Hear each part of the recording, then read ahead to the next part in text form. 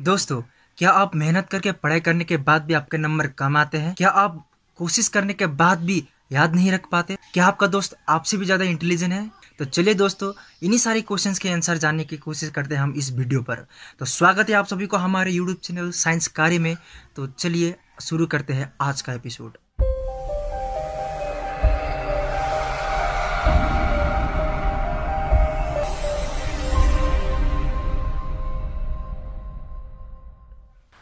तो दोस्तों, इन सारे क्वेश्चंस के आंसर जानने के लिए हमें जानना पड़ेगा ह्यूमन ब्रेन के बारे में।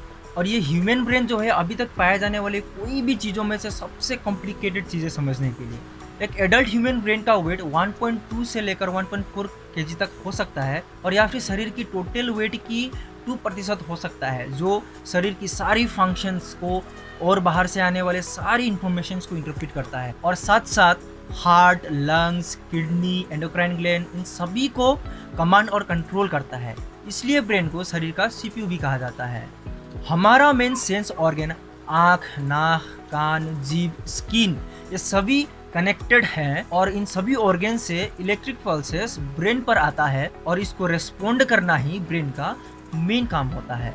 हमारा ब्रेन एक स्पेशल टाइप ऑफ सेल से बना है, उसे हम न्यूरॉन कहते हैं, और इसके साथ साथ कुछ स्टेम सेल्स और ब्लड वेसल्स से भी हमारा ब्रेन बना हुआ है।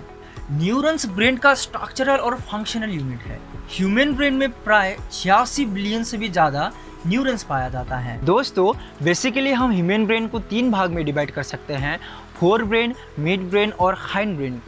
सबसे पहले बात करते हैं फोर ब्रेन के बारे में। दोस्तों, फोर ब्रेन को भी हम 3 भाग में डिवाइड कर सकते हैं: सेरिब्रम, थैलेमस और हाइपोथैलेमस। सबसे पहले बात करते हैं सेरिब्रम के बारे में। सेरिब्रम जो है ह्यूमन ब्रेन का सबसे डेवलप्ड और लार्जेस्ट पार्ट होता है, जो कि लॉन्गिट्यूडिनली 2 पार्ट में डिवाइड होता है, लेफ्ट सेरिब्रल हेमिस्फीयर और राइट सेरिब्रल हेमिस्फीयर। और इन दोनों हेमिस्फीयर को कॉर्पस कैलोसम नामक नर्व फाइबर से जोड़ा जाता है। दोस्तों, आप ये बात याद रख ले कि हमारे लेफ्ट सेरिब्रल हेमिस्फीयर हमारे राइट वाले बॉडी पार्ट को कंट्रोल करता है, और राइट वाले सेरिब्रल हेमिस्फीयर हमारे बॉडी के लेफ्ट वाले पार्ट को कंट्रोल करता है। सेरिब्रम का आउटर कॉर्टेक्स हाईली फोल्डेड रहता है, मतलब कि उसमें ढेर सारे फोल्डिंग्स रहते हैं, जिससे न्यूमरस जाइरस और सल्सस डेवलप होता है, जो सेरिब्रम का सरफेस एरिया को बड़ा कर देता है। जिस व्यक्ति का सेरिब्रल का साइज छोटा होता है, उसका जाइरस और सल्सस अच्छे से डेवलप नहीं होता है, इसलिए उस व्यक्ति का दिमाग कम होता है। ठीक है, मैंने पहले आपको वीडियो के पहले आपको क्वेश्चन किया था कि आपका दिमाग कम चलता है, आपके दोस्त से आपका दिमाग कम है, तो इसका आंसर हमको यहाँ से पता चलता है कि आपका अगर सेरिब्रम में जाइरस और सल्सस का नंबर कम होता है तो आप कम इंटेलिजेंट होंगे। ठीक है, ऐसा इसलिए होता है कि आपका न्यूरॉन्स का संख्या कम होता है। दोस्तों, अब जानते हैं सेरिब्रम का फंक्शंस के बारे में। जैसे कि हम लोग जानते हैं कि सेरिब्रम हमारे ब्रेन का पार्ट में से सबसे बड़ा पार्ट होता है, तो इसे हम 4 लोब में भी डिवाइड कर सकते हैं। सबसे पहला फ्रंटल लोब। दोस्तों, फ्रंटल लोब सेरिब्रम का सबसे बड़ा लोब होता है, जो कि हायर ऑर्डर फंक्शंस करता है, जैसे डिसीजन मेकिंग करना, प्रॉब्लम सॉल्विंग करना, प्लानिंग करना, सोचना, लैंग्वेज को समझना, प्रोसेसिंग करना, इन सारी काम हमारे फ्रंटल लोब में होता है। ठीक है, दूसरा है पैराइटल लोब। दोस्तों, पैराइटल लोब जो है हमारे सेंसरी इंफॉर्मेशंस को इंटरप्रेट करता है। जैसे कि आपको मैं अगर एक नीडल से पिंच करता हूँ तो आपको दर्द होगा कि नहीं होगा ना, तो ये दर्द होने वाला जो आपको सेंस हो रहा है वो कौन करता है, आपको कौन सेंस दिलाता है?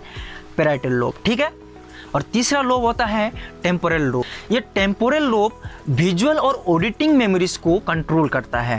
दोस्तों, हम जो स्कूल कॉलेजेस में पढ़ते थे, जो हम मेमोराइज करते थे, फिजिक्स केमिस्ट्री पढ़ते थे, केमिस्ट्री में हम पीरियोडिक टेबल पढ़ते थे, हाइड्रोजन, हीलियम, लिथियम, बेरिलियम, ये सब हम याद करते थे। ये सब हमारा कहाँ पे स्टोर होता है? ये सब हमारा टेम्पोरल लोब में स्टोर होता है। मैंने आपको कहा था कि आप कोशिश करते हैं, पढ़ने के लिए कोशिश करते हैं, लेकिन आप याद नहीं रख पाते। ये वाला जो फंक्शंस कौन करता है? Temporal lobe. अगर आपका टेम्पोरल लोब ज़्यादा डेवलप्ड है तो आप ज़्यादा इंफॉर्मेशन स्टोर कर सकते हैं। अब आते हैं हम फोर्थ और लास्ट लोब जो हमारे सेरिब्रम का होता है, ओसिपिटल लोब। ये ओसिपिटल लोब हमको कलर्स, वर्ड और मोमेंट को रिकॉग्नाइज करने में हेल्प करता है। अब आते हैं हम फोर ब्रेन के दूसरे पार्ट थैलेमस के बारे में। दोस्तों ये थैलेमस जो है यह एक ग्रे कलर्ड मैटर होता है जो कि हमारा सेरिब्रम का ठीक नीचे होता है। हमारे जो ब्रेन होगा ये ब्रेन का एकदम सेंटर में, एकदम से जो सेंटर में जो होगा वो होगा हमारा थैलेमस। इसका मेन फंक्शन होता है ब्रेन तक सभी सेंसरी ऑर्गन से आया हुआ सिग्नल्स को ट्रांसफर या ब्रॉडकास्ट करना। यही होता है हमारा थैलेमस का मेन काम। अब हम आगे बढ़ते हैं, तीसरा पार्ट जो हमारा फोर ब्रेन का है वो है हाइपोथैलेमस। बेसिकली ये हाइपोथैलेमस का मेन काम होता है आपको भूख, प्यास, कोई भी तरह के इमोशन, प्यार, नफरत, ये सभी एक्शंस और इमोशंस को कंट्रोल करना ही हाइपोथैलेमस का मेन काम होता है। दोस्तों ये हाइपोथैलेमस नर्वस सिस्टम और एंडोक्राइन सिस्टम को पिट्यूटरी ग्लैंड के द्वारा इसे कनेक्ट करता है। ये एक लिंक की तरह काम करता है नर्वस सिस्टम और एंडोक्राइन सिस्टम के बीच में। अब बात करते हैं ब्रेन के दूसरे पार्ट यानी मिड ब्रेन के बारे में। मिड ब्रेन हमारे ब्रेन के पार्ट में से सबसे कम डेवलप पार्ट है। ये फोर ब्रेन और हाइंड ब्रेन के बीच में छोटा सा पार्ट होता है जिसे मेसेनसिफ्लोन भी कहते हैं। मिड ब्रेन के दो पार्ट है, सेरिब्रल पेडिंकल और कॉर्पोरा क्वाड्रेंजेमिया। सेरिब्रल पेडिंकल हमारे आई मूवमेंट को कंट्रोल करता है। कॉर्पोरा क्वाड्रेंजेमिया का 4 लोब होता है जिसमें से ऊपर के 2 लोब को सुपेरियर कोल्की कहते हैं जो विजुअल इंफॉर्मेशंस को इंटीग्रेट करता है, और नीचे के 2 लोब को हम इंफीरियर कोल्की कहते हैं जो ऑडिटरी इंफॉर्मेशंस को इंटीग्रेट करता है। अब बात करते हैं ब्रेन के लास्ट पार्ट यानी हिंड ब्रेन के बारे में। जो पार्ट हमारे ब्रेन का सबसे नीचे का पार्ट होता है जिसे हम 3 पार्ट में डिवाइड कर सकते हैं, सेरिबेलम, पोन्स और मेडुला ऑब्लंगेटा। सबसे पहले बात करते हैं सेरिबेलम के बारे में।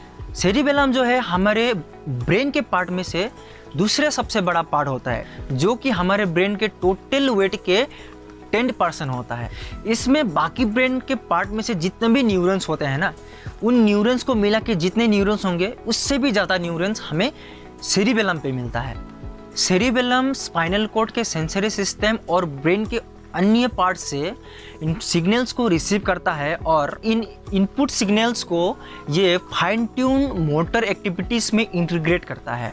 इसका मेन फंक्शंस होता है voluntary movement like body postures, balance, muscle activity, इन सभी को कोऑर्डिनेट करता है। अब बात करते हैं हिंड ब्रेन के दूसरे पार्ट यानी पोन्स के बारे में। दोस्तों पोन्स ब्रेन से सेरिबेलम तक इंफॉर्मेशंस को रिले करता है, मतलब ये पोन्स सेरिबेलम में ब्रेन से आने वाली इंफॉर्मेशंस को उसको ट्रांसफ़र करता है।